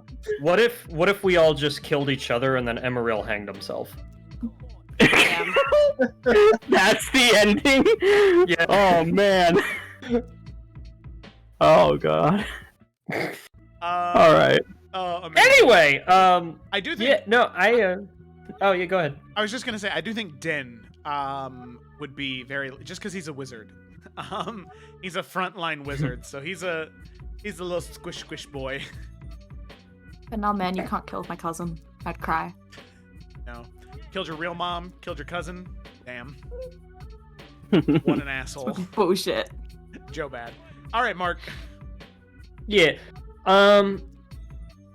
I honestly am gonna say least likely Cecily, which seems like an odd choice, but I just spent that entire dungeon being reckless and basically trying to get hurt because that was the headspace Cecily was in, and I am fine.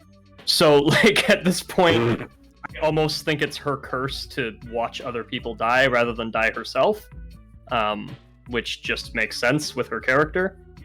And then most likely, I honestly think it's Poe, because Poe, I mean, other than Evan having a similar, like, PC death streak to Cameron and, like, wanting to die in a blaze of glory, I think it's also that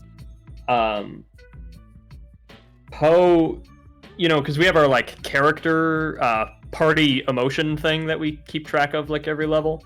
And what really caught my eye, as the person who plays Cecily, in the one that he just posted for level 5, was that he said that he's starting to realize, especially after leaving on his adventure and coming back and all of the shit that has happened since then, he's starting to realize that he has this incredibly strong protective instinct over everybody, and particularly over Cecily, because he's starting to feel like, you know, if all of that happened while I was gone, I can't leave again, you know? And, like, it's my job to protect these people. At least that's what I remember of it. I don't want to put words into Evan's mouth, but I think Poe would maybe be the most likely to jump in front of conflict. And he already kind of did a couple times, you know, like with the Mind Witness, just flying up towards it and having a direct sword fight with that fucking alien. And like grappling the rock, yeah. Yeah, you know, he just runs right in. And I think, yeah, it'll be really interesting if there's, you know, ever a threat that is just too big for him to do that, but he runs in anyway because he has that protective streak. A bit of a conflict there. Yeah. Damn. I think across all 3 campaigns, I think most likely is probably Varnast. I called it. Yeah, like across all 3, just because the Blood Hunter thing is so risky. Where, like, if you're gonna get stabbed and you're gonna stab yourself too, and then the bloodletter won't be, or like it'll like let him keep using it to do more damage, like, ooh, that's a lot of things you're doing there. A lot of pain to be going through. And then I think for survivability, I think least likely is Alec. Just being a barbarian and a monk and having 100 million hit points, I think that really takes the cake. So yeah, that's my 2 cents on the whole thing. Okay. Alec, did we miss anyone with that one? Did we? Yeah, but it's fine. We can move on. No, Cameron, no! Joe bad. Who is Got Joe the Bad. E in my name. I fixed it though. For Salamander Coast, I know. Fixed it too You late. fixed this too. You're Joe good, Joe great, Joe fantastic, Joe redeem, Joe absolute. Joe redeemed. Joe. I think I'm gonna agree and disagree with Mark. I agree that Cecily is one of the least likely to die. Also, I think mechanically she is too valuable to us to let that happen on a purely mechanical sense, emotionally as well. But I think that Poe has too much willpower to let himself be killed by anything at all. And I think his willpower to protect people is what is going to keep him alive. I think if anyone's going to die, it's going to be Ashima, just because he is always in the middle of the thick of whatever's going on. And he always is the one who is about to die or about to get hit, about to do all of these things. And he is such a selfless character. I think it would be Ashima. That is what I think. Oh, this is interesting. So, Jazz asks, Joe, and this is Joe / Mark. Tell me more about Lyodin. Wax lyrical, homie. Hard translate there. Sell me secrets. I will say very little, unfortunately, Jazz. Because so basically, Joe and I came to an agreement a few months ago when we were revamping the World Anvil to combine our worlds. So Joe, we've both been DMing for years at this point, and Joe has been running pretty much, if not every, campaign he's ever run in Illica. And just been adding to it and tweaking things and creating new cities and culture and lore, and it's just been this constantly building thing. I am sort of a genre campaign maker, in a sense. So I have, over the past few years, made like 4 entirely different continents with entirely different lore and mythos that have nothing to do with one another, and different ways that the planes work, and different creation stories and different tones. And yeah, so they've just been entirely separate. And we found a way, after much conversation, to integrate the stuff that I had come up with into Illica in ways that don't conflict with the Illica that is already there. Lyodin is one of the examples. And he says it's spelled both ways on the World Anvil. Whoops, it's meant to be the second one. It's not Lyodon, it's Lyodin. But anyway, it happens. How many words are... You told me once how many words are on the World Anvil. It's like 130,000 or something, right? It's a lot of words. It's like a very, very long book. But thank you for letting me know. I'll pop in there and see if I can give it a little fix. But... I would Lyodin... it's very cool. I'm very happy with it. To give you a little teaser of what it is kind of like, when Mark and I were originally talking about it conceptually, it's kind of like a combination of the real-time strategy game Frostpunk and Rime of the Frost Maiden, the D&D 5th edition adventure. That is at least that's what it is right now. Because part of the way that we put my lore into the world was putting it thousands of years in the past. At least big chunks of it. Some of it is still there. But Lyodin is an example of a place that has a lot of secrets that have been just kind of lost to everyone currently alive on Illica.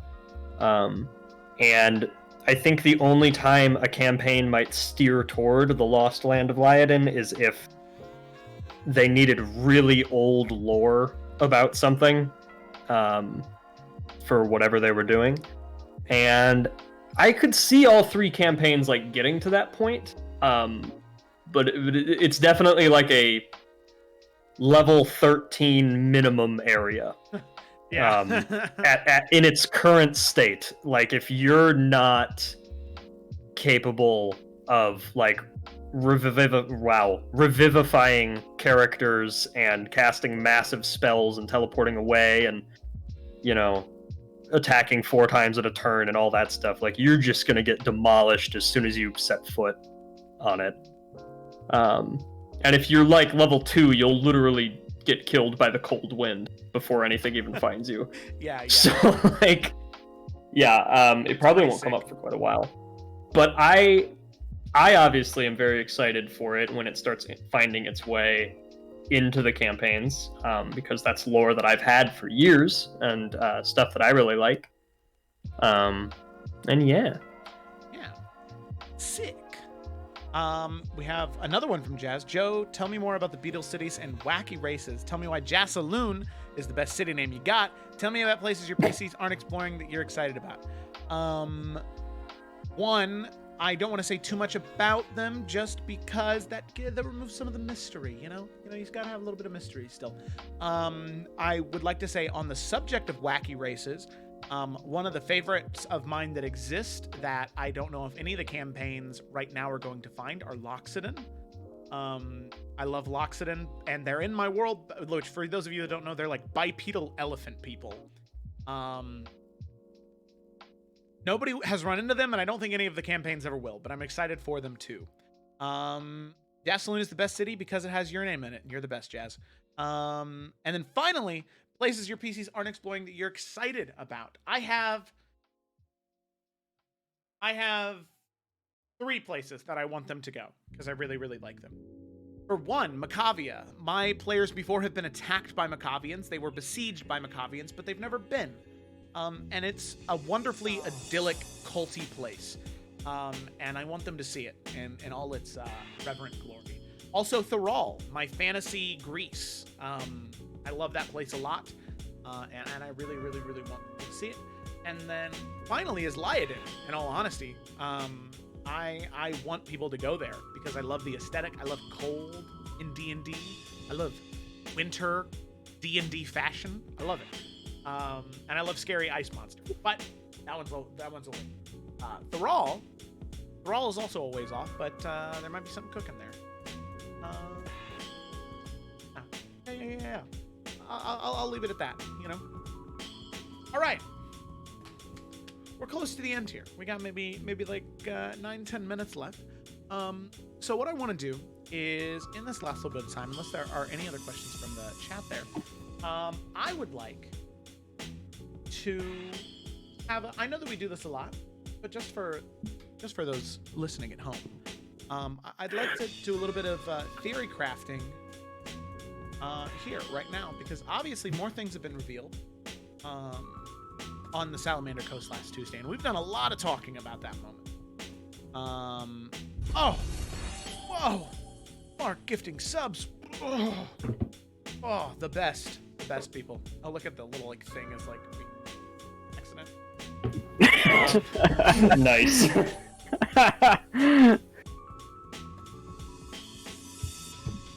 Wait. But yeah, I just wanted to say thanks for sticking around. That's all. Yeah, Andy, and Cherry326. Welcome to the team. Thanks, Mom. Thanks, Mom. My mom is Sherry. 326. Oh, hell yeah. All right, here, let's re-roll those. There you go. Right over my face. Yeah, look at that. That was weird. All right. I'm going to move this. Okay. All right. So let's do some. I want everybody to hear your guys' theory, and I want them to be recorded, so that way when you find the truth, all of you can be like, "What?"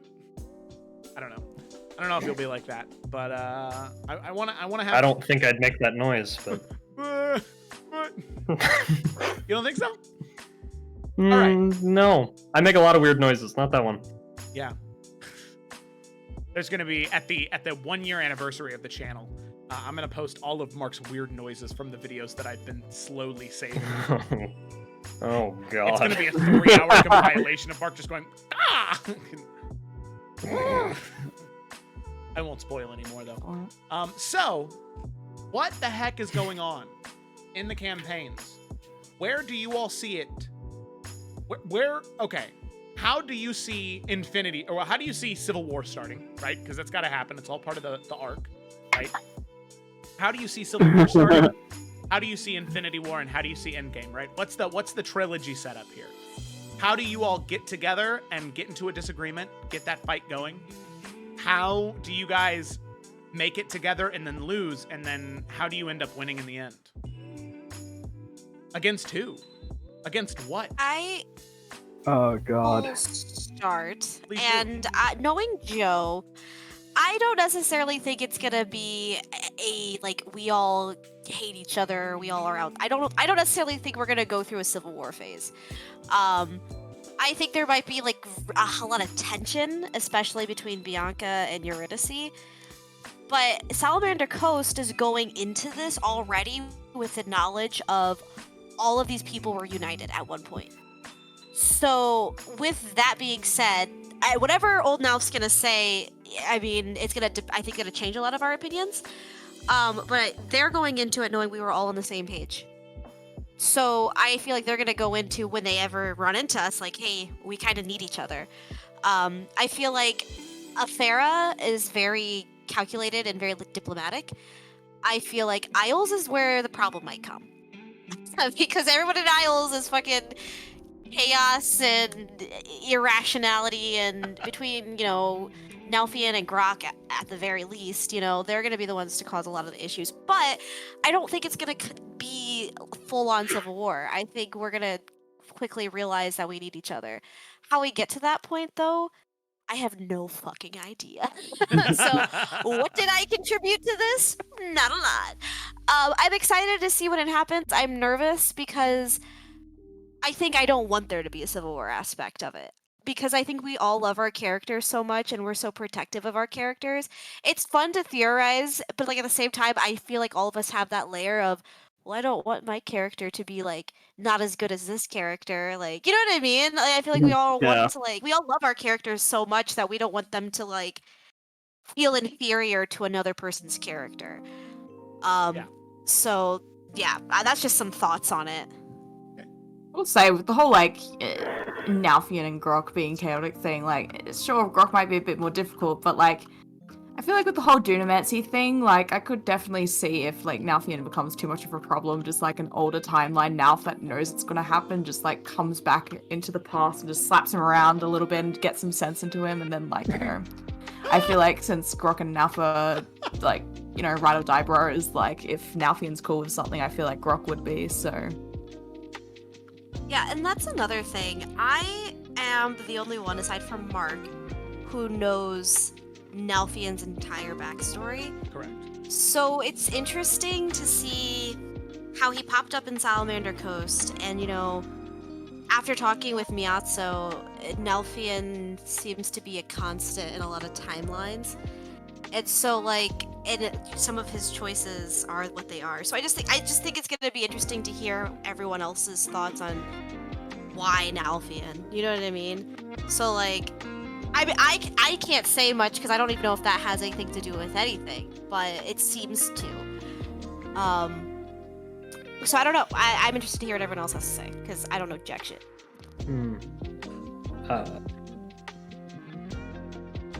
I can't talk at all during this part. This is all on you guys. I've already gone off on my long rant, so I don't know if we have enough time to get through everything I'm thinking. So if anyone wants to go first, they really should. Thank you. No, you have a lot of theories, is what I mean. You have a lot. Civil War, I feel like it's gonna happen. Because unless Bianca can find a way to get to Eurydice before Eurydice gets to Bianca, depending on what state Eurydice is in by that point, she might not give Bianca the chance to explain first. there might be like that millisecond of like where like she's like, oh hey, like she might recognize her in some way, but then Eurydice might not give her that chance. You get the ensuing fight, and that kicks everything off. But me and Felicity talk about this all the time, like a fucking lot. And I mentioned that depending on where Yuri is at, she might not give it like her whole heart in that fight. And then Bianca is a fucking badass. So what I think is gonna happen is that Eurydice is gonna go for it, but Bianca's gonna kick her ass and be like, sit the fuck down, explain. And then everyone's gonna figure out what's going on. And then we're gonna get the kind of team up rather than the hostility. But I can't see there being hostility from Efera, because the only role links there are positive between like Cyrus and Cecily. So yeah.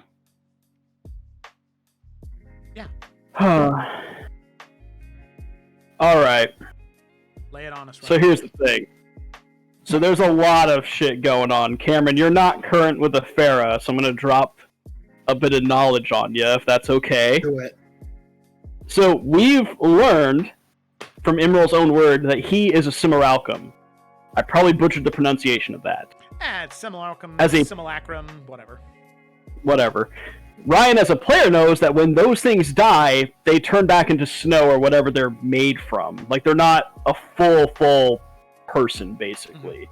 Like Joe said, they're a copy of a copy of a copy of a copy of a copy. So the fact that Imral's corpse is in the future is super interesting. Because there's an implication that Imral Prime might still be alive somehow. At the very least, some real version of him. I love the term Emerald Prime. I know, it's the best. That's so fucking cool. Okay, we also know that Nalfian is some sort of a constant in the timelines. Imral might be playing the super long game, where he might realize that something could go wrong, and he's using Nalfian as a sort of anchor, and he's going to warn Nalfians in every timeline, like, if things go wrong, you need to survive so that you can tell other people what's happened. Because old Nalfian was not surprised that the people that are buried under the hill have shown up in front of them looking super young all of a sudden. Mm-hmm. Like, he's very just chill about the whole thing, so he knows they were coming somehow.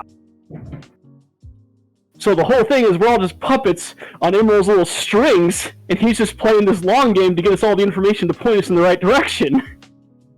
And somehow he's not dead, I don't know.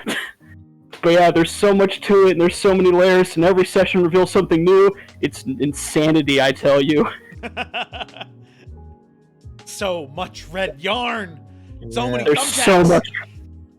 Oh, my wall looks awful. I'm never going to get my deposit back. The only thing I can contribute to this, it's not a theory about what's happening, it's more just like a thematic, emotional thing. So I mentioned before, briefly, that I think Cecily and Nalfian are both very similar characters in a lot of ways. I think both of them have this feeling inside that they're cursed with being alive. You know? Like other people, so many other people in the world have suffered and died, and they wish they were there with them. Because living is worse. So, like, thematically, it just makes the best kind of fucked up sense that Nalfian is the last one. That's all I gotta add. Chew on that a bit. Kids, could you lighten up a little? Nah, let's focus on the fact Nalfian buried his friends. Ugh. I'm fine. I'm not crying. You're crying. How long can Drow live in your world, Joe? Max, like 250, 300 years. Okay, so the fact that Nalfian looks old, like, he's probably, like, bare minimum 200, maybe? You don't need to confirm that, but just using logic, that makes sense? The ballpark, yeah. Okay, so the rest of us have been dead for quite some time. Nalfian's 27, currently. Ugh. Jeez. How is the body still there? How's the body still there? That's the question. Also, if Salamander Coast is in this place right now, the timey-wimey stuff is just not going to be 100% making sense, I feel like, ever. Like, maybe I don't know, like, the timelines don't necessarily have to match up, I guess, like, of when we go and fight this, like, interdimensional, inter-time space continuum threat. Or also, like, we don't know, maybe the Dark One is putting this image in front of us, I guess, because, I mean, we went through this, like, area and this portal, which was the same way where the Dark One's, like, minions from the Evil One shot went. So we went through that same place, we went through the same portal. Like, there are connections there, so I don't know if we can necessarily super duper trust everything. I think we can, but, like, you never know. Yeah. No, I totally agree, because it's like, it's not sci-fi time travel, it's fantasy time travel, you know? Mhm. Like, it's hard to... I really enjoy theorizing and listening to y'all's theories every once in a while, but it's like, you know, I just think about everything more, like, thematically, like an epic poem, rather than logically, like, trying to piece things together, because the thing is, we don't know what rules exist yet, you know? Like, yeah, sure, Nalfian looks around 200. Who's to say that he is? Who's to say he's not 3,000? We don't know. Who's to say that we didn't die a couple days before wherever we are? Because if we can time travel now, why couldn't we have time traveled here to have the fight and just have been dead a little bit? That's some 6D level chess you're playing right now. Yeah, and the thing is, all I'm saying is that none of us know anything because it's fantasy, right? Like, there doesn't need to be rules. The only rules there needs to be is the one Joe makes up. And as long as the ones Joe makes up don't break each other, then, like, whatever, you know, it's magic. It's an epic poem. So, like, I don't think we know anything. I don't think Cecily knows anything. I don't think the wisest of any of the PCs know anything. I don't know how much Emeriel really knows either. I think he's just the only person that knows enough to, like, have a pulse on this thing. But I don't think any one person knows everything. The only thing I will say is that of all three of the parties to be receiving this information, I think the Salamander Coast is the most dramatic pick, because, like, Efera, obviously it would be a shock to anyone, but Efera is higher level, and they've already dealt with timey-wimey, old, ancient, primordial forces stuff before. Like, they've already been hit with a couple of those bombs. True. And then Isles is the same level as us, but those are just way edgier characters who have all seen some shit. You know, and it's like, Salamander Coast is the shrimps, you know? Like, we are by far the most, like, fresh off the farm, going on a little adventure group. And I think we're the youngest, too. We're also by far the youngest group. So, like, for us to be just thrown into this, you know, it'd be like if right after Luke blew up the Death Star, he immediately fell into a wormhole where he saw all of reality die. Like, he's not ready. That's way too fucking soon for that. But here we are. That's a really good Here analogy. we are. Yeah. Here is 3 teenagers just watching themselves be dead. Like, fuck, man. Fuck. Oh, man. All right. Any other last minute thoughts? No? Guess we'll see what happens in 2 weeks. Yep, guess. Three. Real quick, before we finish off, does anybody have any other questions in the chat? Now is the time to ask them. Last one. Last one. Should we also mention some of the channel stuff that we have coming up in the next 2 weeks yes, to of be course. filling the time? Yes. So, I would like to say, for one, on Isles' edgy character literally want to die. Yep. So, on Tuesday the 20th, there will be a special one-shot that is run by your own resident Mark J. Judge down there. They will be playing it on Tuesday the 20th, but it will probably be uploaded to YouTube, premiered on Wednesday the 21st, just because due to streaming restraints and difficulties that come along with that, it will be have to be pre-recorded and then uploaded to YouTube. So there is that, which is pretty good. Then also, what are some of the other things? Well, we have the we got the 3 campaign summary videos are going to be coming up too. Yes, yes, Um, that is correct. Got the scripts for those pretty much figured out, and those will all be uploaded probably sometime next week as well. Because I figure we're gonna make all 3 of them and then like throw them up a day after one another, like all in a row.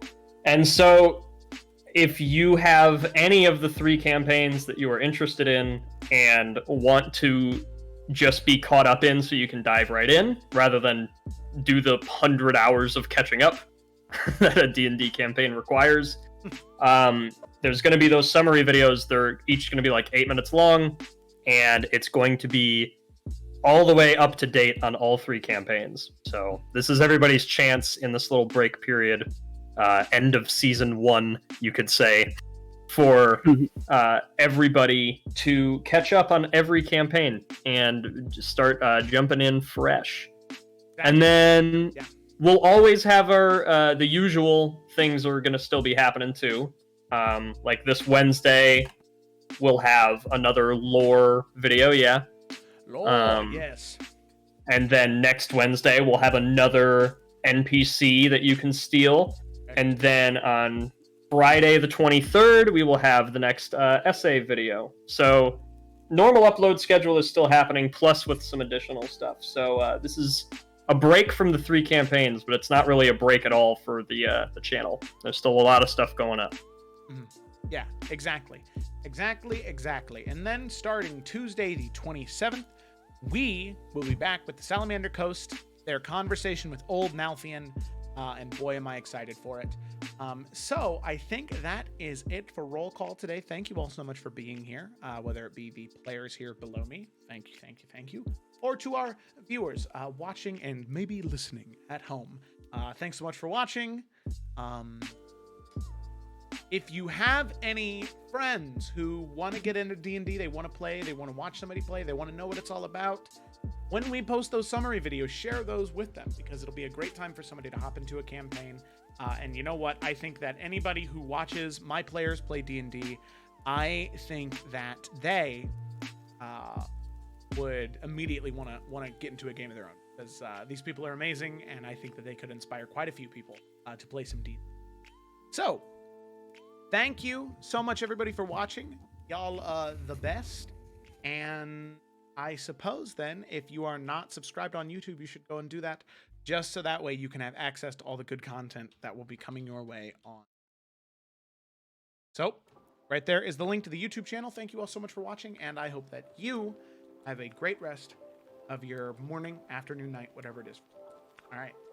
Farewell, and see you later. Till next time.